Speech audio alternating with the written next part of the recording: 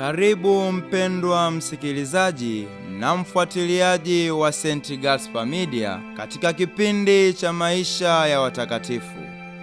Leo tarehe 23 ya mwezi wa 5 tunasikiliza na kutafakari juu ya maisha ya Mtakatifu Desideri wa Vienne, askofu na mfiadini. Desideri alikuwa askofu wa Vienne huko Ufaransa karne ya 7.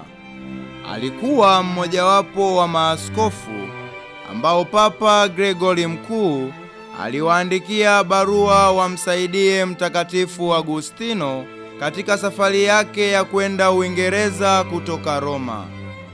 Juhudi aliyoionyesha Mtakatifu Desideri katika kusisitiza nidhamu ya mapadre katika kanisa na kuwakemea bila uoga watawala wa wakati ule ilimfanya achukiwe na watu wengi sana, hasa na Malkia Bonihilda, bibi wa mfalme.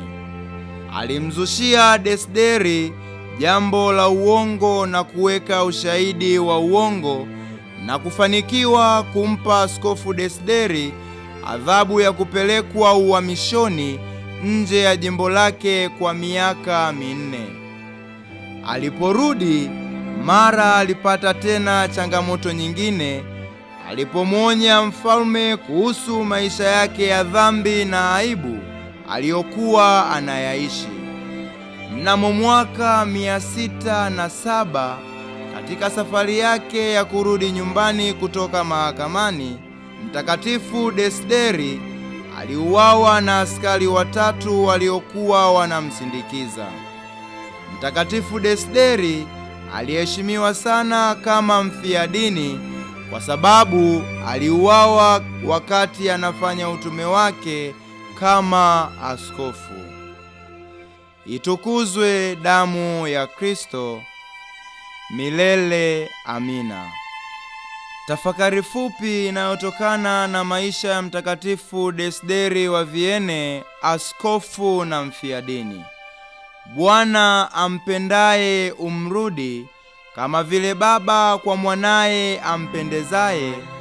Yeye asiyetumia fimbo yake umchukia mwanawe, bali yeye ampendaye umrudi mapema.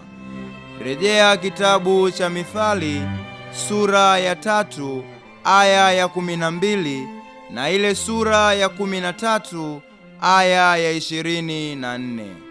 Watakatifu wengine wa siku ni Mtakatifu Efronsina, watakatifu Quintianus, Lucius na Julianus wafiadini wa Algeria.